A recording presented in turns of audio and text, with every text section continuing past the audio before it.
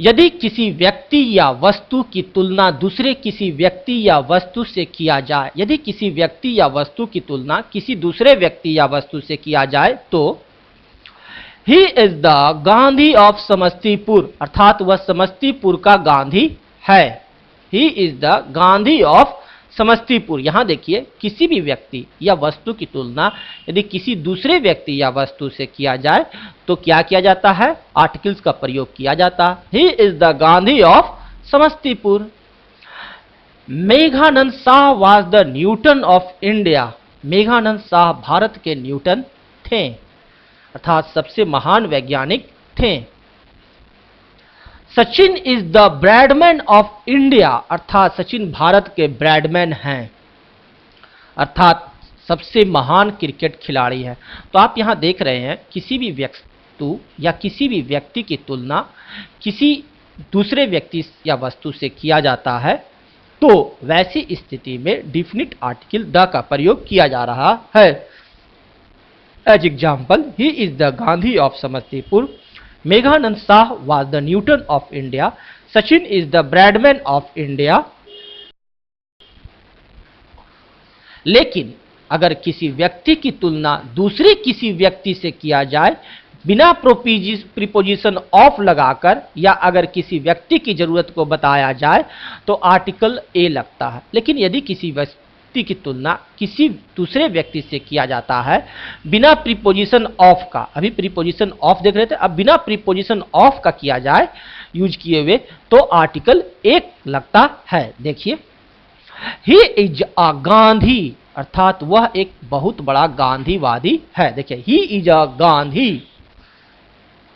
You are a Newton, अर्थात आप एक बहुत बड़े वैज्ञानिक हैं। देख रहे हैं, ये तुलना किया जा रहा है आपकी, लेकिन यहां प्रीपोजिशन वर्ड ऑफ का यूज नहीं किया गया तो द का भी यूज नहीं किया गया। अब Vivekananda is required now to reform our society, अर्थात हमारे समाज को सुधारने के लिए बहुत बड़ा समाज सुधारक चाहिए। Vivekananda is required now to reform our society.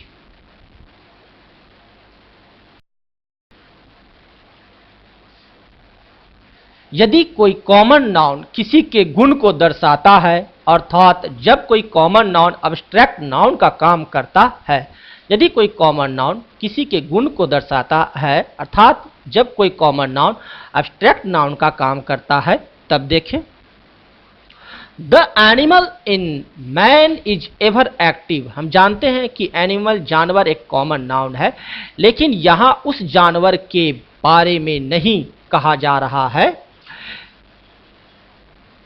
यहां कहा जा रहा है कि मनुष्य के अंदर जो जानवर छुपा हुआ है, the animal in man is ever active, जो छुपा रहता है उसके बारे में। The animal in man is ever active, यहां किसी जानवर के बारे में नहीं कहा जा रहा है, बल्कि मनुष्य के अंदर जो जानवर छुपा रहता है उसके बारे में कहा जा रहा है। यहां एनिमल एक एब्स्ट्रैक्ट नाउन है, चूंकि कॉमन नाउन एब्स्ट्रैक्ट नाउन का काम कर रहा है, अतः द लगा हुआ है। The animal in man is ever active. यदि कोई भी कॉमन नाउन एब्स्ट्रैक्ट नाउन की तरह कार्य करे तो उस कॉमन नाउन के पूर्व द का प्रयोग किया जाता है। जैसे सेंटेंस यह जो देख रहे हैं, the animal in man is ever active, कि मनुष्य के अंदर जो छुपा जानवर रहता है।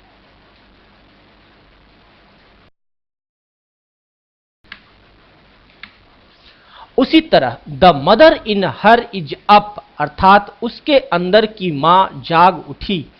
The mother in her is up, अर्थात उसके अंदर की मां जाग उठी। He feels the patriot rises with in his breast, अर्थात वह महसूस करता है कि उसके सीने के अंदर की देश प्रेमी जाग उठा।